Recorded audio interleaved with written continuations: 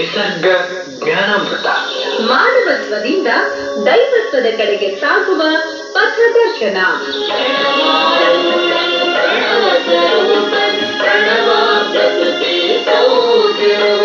ಪ್ರಾಯೋಜಕರು ವೈದ್ಯ ಸಂಗಣ್ಣ ಯೋಗ ಮತ್ತು ನಿಸರ್ಗೋಪಚಾರ ಕೇಂದ್ರ, ಶ್ರೀ ಗುರು ಬಸವ ಮಹಾಮನೆ, ಮನಗುಂಡಿ, ಧಾರವಾಡ.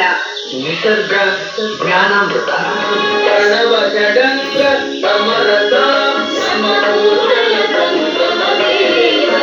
ಈ ಕಾರ್ಯಕ್ರಮಕ್ಕೆ ಶುಭಾಶಯ ಕೋರುತ್ತಾರೆ ಡಾಕ್ಟರ್ PL ಪಾಟೀಲ್, ಕುಲಪತಿಗಳು, ಕೃಷಿ ವಿಶ್ವವಿದ್ಯಾಲಯ, ಧಾರವಾಡ.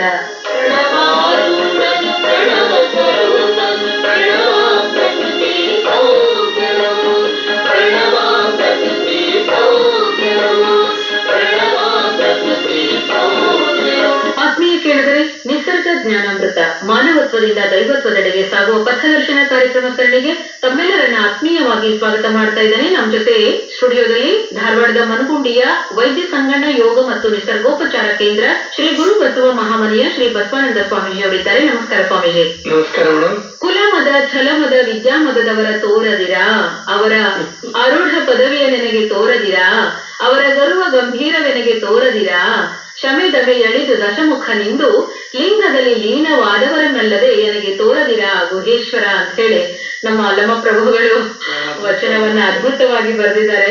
ನಾವು ಅಷ್ಟಮದಗಳ ಬಗ್ಗೆ ಅನೇಕ ವಿಷಯಗಳನ್ನ ತಿಳ್ಕೊಳ್ತಾ ಈಗ ತಪೋ ಮದದ ಬಗೆಗೆ ಬಂದ್ಬಿಟ್ಟಿದೀವಿ. ಅದಕ್ಕೆ ಹೇಳ್ತಾ ಇದ್ದೆ, ಲಿಂಗದಲ್ಲಿ ಲೀನವಾದವರನ್ನಲ್ಲದೆ ನನಗೆ ತೋರದಿರ ಗುಹೇಶ್ವರ ಅಂತ ಹೇಳಿ. ಏನ್ ಹೇಳ್ತೀರಾ ಸ್ವಾಮೀಜಿ? ತಪಸ್ಸು ಅನ್ನುವಂತಹದ್ದು ಮನುಷ್ಯ ಕಂಡುಕೊಂಡಂತಹ ಒಂದು ಅದ್ಭುತವಾದಂತಹ ಮಾರ್ಗ. ತಪ ಅಂದ್ರೆ ಬಿಸಿ ಆಗೋದು ಅಂತ ಅರ್ಥ. To be heat. ಸಂಸ್ಕೃತದಲ್ಲಿ ತಾಪ ಅನ್ನೋ ಶಬ್ದ ಇದೆಯಲ್ಲ, ಅದು ಹುಟ್ಟಿರ್ತಕ್ಕಂಥದ್ದು ಹಾಗೇನೆ. ತಪ ಅಂದ್ರೆ ಕಾಯೋದು ಅಂದಾಗ ಎರಡ್ ತರ ನಾವು ತಿಳ್ಕೊಬಹುದು. ಒಂದು ಟು ಬಿ ಹೀಟ್, ಬಿಸಿಯಾಗ, ಟು ಬಿ ವೇಟ್, ಕಾಯುವಿಕೆ ಎರಡೂ ಬೇಕು. ಒಬ್ಬ ತಪಸ್ವಿ ಆಗ್ಬೇಕಾದ್ರೆ ಅವನು ಪರಿಶ್ರಮ ಪಡೋಕ್ಕೂ ಸಿದ್ಧವಾಗಿರ್ಬೇಕು, ಜೊತೆಗೆ ಅವನು ಕಾಯ್ಬೇಕಾಗ್ತದೆ. ಇಲ್ಲಿ ತಪೋ ಮದ ಅನ್ನುವಂಥದ್ದು ಈಗಾಗಲೇ ಹೆಚ್ಚು ಕಡಿಮೆ ಎಲ್ಲರಿಗೂ ಗೊತ್ತಾಗಿದೆ. ಅಂದ್ರೆ ತಪೋಮದ ಇಬ್ಬರು ಋಷಿಗಳು ಅವ್ರ ಬಗ್ಗೆ ಎಲ್ಲ ಉತ್ತರ ಕೊಟ್ಟಿದ್ದಾರೆ. ಪ್ರಾರಂಭದಲ್ಲಿ ಸಂಕ್ಷಿಪ್ತವಾಗಿ ನಾನು ಹೇಳಿದ್ದೆ. ಇವಾಗ ತಪಸ್ಸು ಅಂದ್ರೆ ಏನು ಅದನ್ನ ನಾವು ಈ ಸಂಚಿಕೆಯಲ್ಲಿ ತಿಳ್ಕೊಳ್ಳೋದು. ಜೊತೆಗೆ ತಪಸ್ಸು ಕೂಡ ಎಲ್ಲರೂ ಭಾವಿಸ್ಕೊಳ್ಳೋದೇನಪ್ಪಾ ಅಂದ್ರೆ ಹಿಮಾಲಯ, ಗವಿ, ನಮ್ಮ ದೇವಸ್ಥಾನ. ಆದ್ರೆ ಬಸವಣ್ಣ ಬೇರೆ ತರ ಹೇಳ್ತಾರೆ, ಬಹಳ ಅದ್ಭುತವಾದ ಮಾತು ಹೇಳ್ತಾರೆ. ಕಂಡ ಭಕ್ತರಿಗೆ ಕೈ ಮುಗಿವಾತನೇ ಭಕ್ತ, ಮೃದುವಚನವೇ ಸಕಲ ಜಪಂಗಳಯ್ಯ, ಮೃದುವಚನವೇ ಸಕಲ ತಪಂಗಳಯ್ಯ, ಸದುವಿನಯವೇ ಸದಾಶಿವನ ಒಲುಮೆಯ. ಅಂದ್ರೆ ಮೃದುವಾಗಿ ಮಾತನಾಡೋದು ಜೊತೆಗೆ ಮೃದುವಾಗಿ ನಡ್ಕೊಳ್ಳೋದಿದೆಯಲ್ಲ, ಅದು ಕೂಡ ಒಂದು ತಪಸ್ಸು. ಯಾಕಂದ್ರೆ ಸಿಟ್ಟು ಬರ್ತಾ ಇರುತ್ತೆ, ಎದುರಾಳಿ ಮಾಡಿರೋದು ತಪ್ಪು ಅಂತ ಗೊತ್ತಿದೆ, ಆದ್ರೂ ಕೂಡ ನಾವು ತಾಳ್ಮೆ ತಗೊಳ್ಬೇಕ. ಇದೆಯಲ್ಲ, ಇದು ತಪಸ್ಸು. ಮತ್ತೆ ಇವಾಗ ಬಹಳ ಜನರದ್ದು ದೊಡ್ಡ ಸಮಸ್ಯೆ ಏನಂದ್ರೆ ಅವಸರ ಪ್ರವೃತ್ತಿ. ಇದು ಒಳ್ಳೇದಲ್ಲ. ತಪಸ್ವಿ ಅಂತ ನೀವು ಅನಿಸ್ಕೋಬೇಕಾದ್ರೆ ಯಾವುದೇ ಕ್ಷೇತ್ರದಲ್ಲಿ ಕಾಯ್ಬೇಕಾಗ್ತದೆ. ನೋಡಿ, ನಾವು ಇವಾಗ ಗಮನಿಸಿದ್ವಿ, ಸುನೀತಾ ವಿಲಿಯಮ್ಸ್ ಅವ್ರದ್ದು ನೋಡ್ತಾ ಇದೀವಿ. 9 ತಿಂಗಳಾಯ್ತು. 9 ತಿಂಗಳಾಗಿ ಅಂದ್ರೆ ಮೊದ್ಲು 6 ತಿಂಗಳದೇನೋ ಗುರಿ ಇತ್ತು, 3 ತಿಂಗಳು ಮುಂದೆ ಕೊಟ್ಟಿತ್ತು. ಆದ್ರೆ ಅವರು ಹೇಗಿರ್ಬೇಕಿದ್ರೆ ಅಥವಾ 3 ಜನ ಇದಾರಲ್ಲ ಇಷ್ಟೇ, ಅವರು ಆ ಒಂದೇ ಜಾಗದಲ್ಲಿ ಇರ್ಬೇಕಾದ್ರೆ ನಿಮಗೆ ನೀವೇ ಪ್ರಯೋಗ ಮಾಡ್ಕೊಳ್ಳಿ. ಒಂದೇ ಕೊಠಡಿನಲ್ಲಿ ನೀವು ಒಂದು ಭಾನುವಾರ ಕಳೆಯೋದು, ಆಚೆ ಹೋಗಂಗಿಲ್ಲ. ಅಲ್ಲ, ಕೆಲವೊಬ್ರಿಗೆ 5 ನಿಮಿಷನೂ ಕೂತ್ಕೊಳ್ಳಿಕ್ ಆಗಲ್ಲ. ಕೂತಲ್ಲೇ ಕೂಡ್ರಿ ಅಂದ್ರೆ 5 ನಿಮಿಷನೂ ಕೂತ್ಕೊಳ್ಳಿಕ್ ಆಗಲ್ಲ. ಅಂತದ್ರಲ್ಲಿ ಅವ್ರ ಗಗನದಲ್ಲಿ ಮುಂದಿನ ಎಲ್ಲವನ್ನೂ ಮರೆತು ಇಡೀ ಮನುಕುಲದ ಲೇಸಿಗಾಗಿ ಇರ್ಬೇಕಾದ್ರೆ ಅದು ಕೂಡ ತಪಸ್ಸೆ. ಎಡಿಸನ್ ಮಾಡಿದ್ದು ಕೂಡ ತಪಸ್ಸೆ. ಅವರು ಕಷ್ಟದಲ್ಲಿ ರಾತ್ರಿ 11 ಗಂಟೆಗೆ ಮಲಗ್ತಿದ್ರು, ಬೆಳಿಗ್ಗೆ 5 ಗಂಟೆ ಟ್ರೈನ್ ಹಿಡಿಬೇಕು. ಅವ್ರು 4 ಗಂಟೆಗೆ ಎದ್ದು ತಯಾರಾಗಿ ಹೋಗ್ಬೇಕು. ಎಡಿಸನ್ ಜೀವನದಲ್ಲಿ ಎಷ್ಟೋ ದಿನಗಳ ಅಂಕಾರ ಕಳೆದಿದ್ದಾರೆ. ಇದೆಲ್ಲ ತಪಸ್ಸೆ ಅಲ್ವಾ? ಅಂದ್ರೆ ಪರಿಶ್ರಮ ಮತ್ತು ಕಾಯುವುದು. ಈಗ ಏನಾದ್ರೂ ಒಂದು ಪ್ರಯೋಗ ಮಾಡ್ಬೇಕಾದ್ರೆ ಅದು ಫಲ ಕೊಡ್ಬೇಕಾದ್ರೆ ಕಾಯ್ಬೇಕಾಗ್ತದೆ. ನಿಜ. ಸುಮಾರು ಒಂದು 2016 ಅಂತ ಕಾಣುತ್ತೆ, ಜಪಾನಿನ ಒಬ್ರು ಡಾಕ್ಟರ್ಗೆ ಒಂದು ನೊಬೆಲ್ ಪ್ರೈಸ್ ಸಿಕ್ತು, ಯೋಶಿನೋರಿ ಒಸಾಮಿ ಅಂತ ಹೇಳಿ.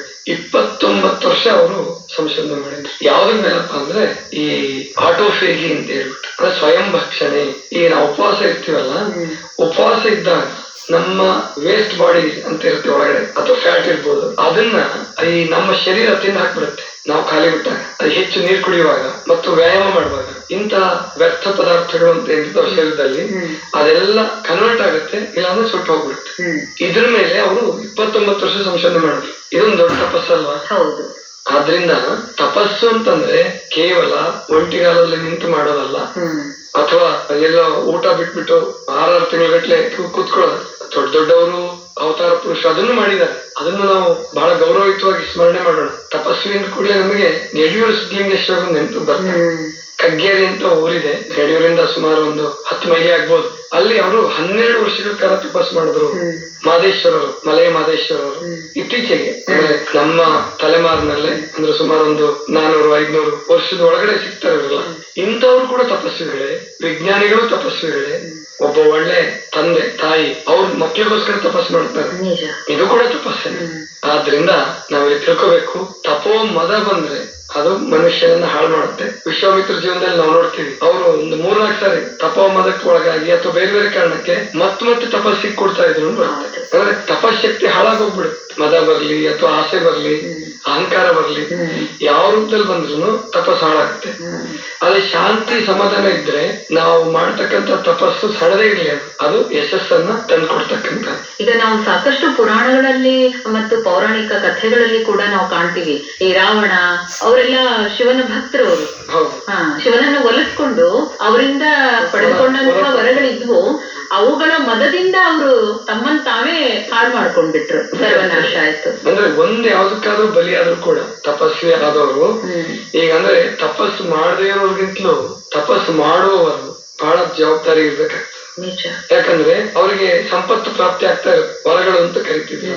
ಆ ವರಗಳ ಪ್ರಾಪ್ತಿ ಆದಾಗ ಏನು ಹೆಸರು ಗಳಿಸದೆ ಹೋದ್ರೆ ಕಷ್ಟ ಅಲ್ಲ, ಹೆಸರು ಗಳಿಸ್ಕೊಂಡ್ರಿ ನೀವು ಒಬ್ಬ ಒಳ್ಳೆ ಆಟಗಾರನು, ಒಬ್ಬ ಒಳ್ಳೆ ಕಲಾವಿದನು, ಅದನ್ನು ಉಳಿಸ್ಕೊಂಡು ಹೋಗೋದಿದೆಯಲ್ಲ, ಅದು ದೊಡ್ಡ ತಪಸ್ಸು. ಗಳಿಸೋದಷ್ಟು ಕಷ್ಟನು, ಉಳಿಸ್ಕೊಳ್ಳೋದು ಅಷ್ಟೇ ಕಷ್ಟ. ಆದ್ರಿಂದ ತಪಸ್ಸು ಅಂತಂದ್ರೆ ಇವಾಗ ಹೊಸ ರೀತಿ ತಪಸ್ಸು. ಈಗ ನಮ್ಮ ವಿದ್ಯಾರ್ಥಿಗಳು ಪರೀಕ್ಷೆಗೆ ತಯಾರಾಗ್ತಿರ್ತಾರೆ, ಅದೊಂದು ತಪಸ್ಸನೇ. ಯಾಕೆ ನಿದ್ದೆಗೆಡ್ತಿರ್ತಾರ, ಆ ತಪಸ್ಸಲ್ಲೂ ಕೂಡ ಏನ್ ಮಾಡಿದಾರೆ ಗೊತ್ತಾ? 3 ತರ ಮಾಡಿದ್ದಾರೆ. ಮಾಡೋ ತಪಸ್ಸಿನಲ್ಲೂ ಕೂಡ ಹೆಂಗ್ ತ್ರಿಗುಣಗಳಿದಾವಲ್ಲ, ಸಾತ್ವಿಕ, ರಾಜಸ, ತಾಮಸ, ಆ ತರಹ ನಮ್ಮ ಎಲ್ಲಾ ತಪಸ್ಸಿನಲ್ಲಿ ಎಲ್ಲಾ ಕ್ರಿಯೆಗಳಲ್ಲೂ ಕೂಡ ಈ 3 ಗುಣಗಳನ್ನ ಅನ್ವಯ ಮಾಡ್ಕೊಳ್ಬಹುದು. ಅಂದ್ರೆ ನೀವು ಬೆಳಿಗ್ಗೆ ಬೇಗ ಎದ್ದು ಓದಿದ್ರೆ ಅದು ಸಾತ್ವಿಕ ತಪಸ್ಸು. ಹಗಲತ್ತು ಓದಿದ್ರೆ ಅಂದ್ರೆ ಬೆಳಿಗ್ಗೆ ಬೇಗ ಹೇಳಲ್ಲ, ದುಡಿಬೇಕಾಗಿರುತ್ತೆ, ದುಡಿತಾ ಹಗಲತ್ತು ಅಭ್ಯಾಸ ಮಾಡ್ತಾರೆ, ಸಿಕ್ಕಾಗ ಅಭ್ಯಾಸ ಮಾಡ್ತಾರೆ, ರಾಜಸ ತಪಸ್ಸು.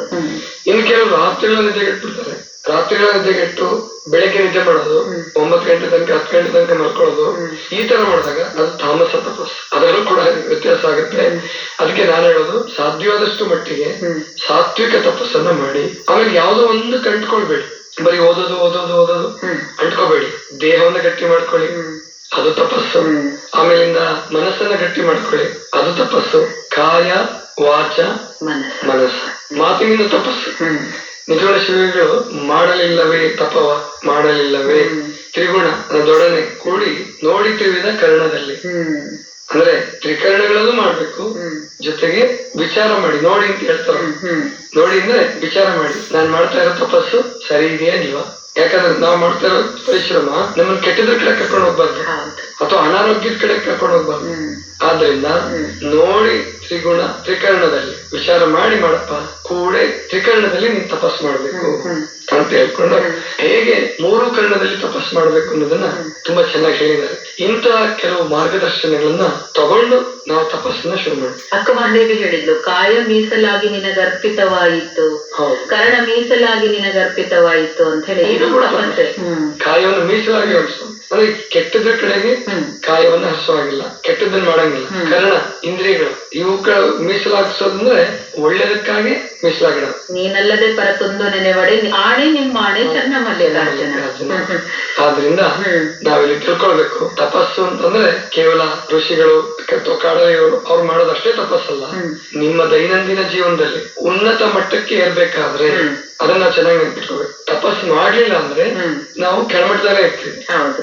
ತಪಸ್ಸು ಮಾಡಿದ್ರೆ ಉನ್ನತ ಮಟ್ಟಕ್ಕೆ ಇರ್ತೀರ. ವಿದ್ಯೆ ಯಾವ್ದ್ರಲ್ಲಾದ್ರೂ ನೀವು ಆಟ, ಒಬ್ಬ ಆಟಗಾರ ಯಶಸ್ವಿ ಆಗ್ಬೇಕಾದ್ರೆ ಅವ್ರು ತಪಸ್ಸು ಮಾಡ್ಬೇಕಾಗ್ತದೆ.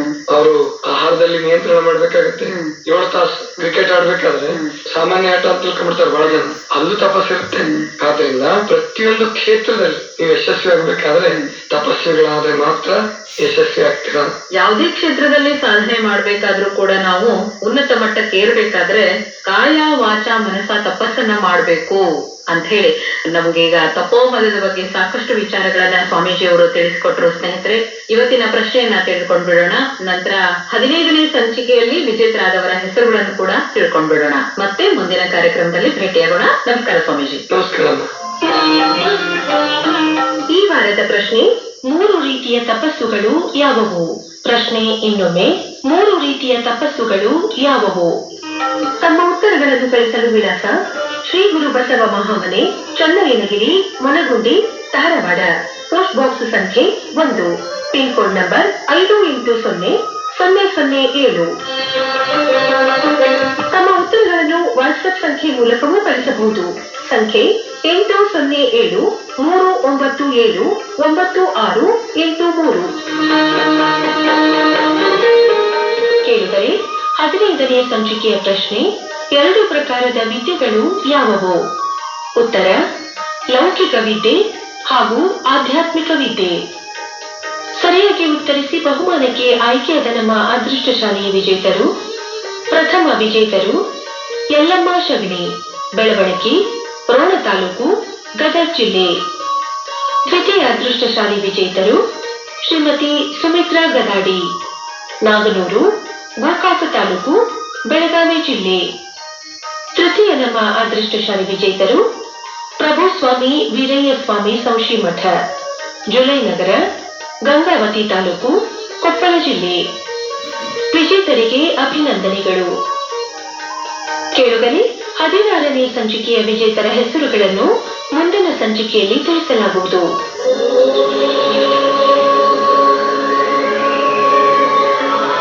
ಇದುವರೆಗೆ ಶ್ರೀ ಗುರು ಬಸವ ಮಹಾಮನೆ ನಿಸರ್ಗ ಜ್ಞಾನಾಮೃತ, ಮಾನವತ್ವದಿಂದ ದೈವತ್ವದ ಕಡೆಗೆ ಸಾಗುವ ಪಥದರ್ಶನ ವಿಶೇಷ ಪ್ರಾಯೋಜಿತ ಸರಣಿ ಕಾರ್ಯಕ್ರಮ ಪ್ರಸಾರವಾಯಿತು. ಭಾಗವಹಿಸಿದ ತಜ್ಞರು ಶ್ರೀ ಬಸವಾನಂದ ಸ್ವಾಮಿಗಳು, ಶ್ರೀ ಗುರು ಬಸವ ಮಹಾಮನೆ, ಮನಗುಂಡಿ, ಧಾರವಾಡ. ಈ ಕಾರ್ಯಕ್ರಮಕ್ಕೆ ಶುಭಾಶಯ ಕೋರುತ್ತಾರೆ ಡಾಕ್ಟರ್ PL ಪಾಟೀಲ್, ಕುಲಪತಿಗಳು, ಕೃಷಿ ವಿಶ್ವವಿದ್ಯಾಲಯ, ಧಾರವಾಡ. ನಿರೂಪಣೆ ಜಿ. ಸುರೇಖಾ ಸುರೇಶ್. ಸಂಯೋಜನೆ ಸೋಮಶೇಖರ್ ರೂಳಿ. ನಿರ್ಮಾಣ ನೆರವು ಶೈಲಜಾ ರಾಜ್ಕುಮಾರ್. ನಿರ್ಮಾಣ ಶರಣಬಸವ ಚೋಳಿ.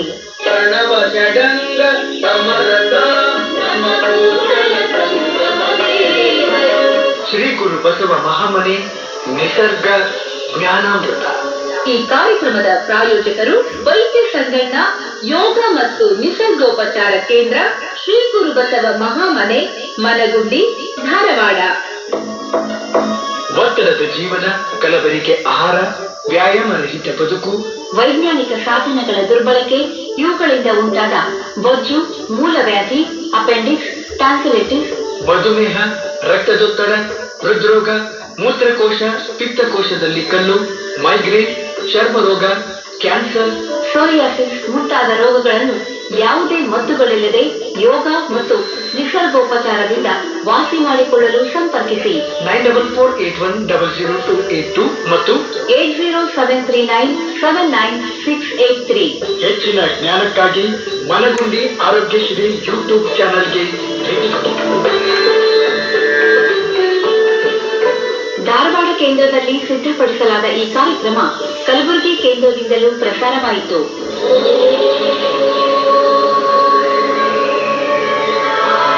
ಮತ್ತೆ ಮುಂದಿನ ಗುರುವಾರ ನಿಸರ್ಗ ಜ್ಞಾನಾಮೃತ.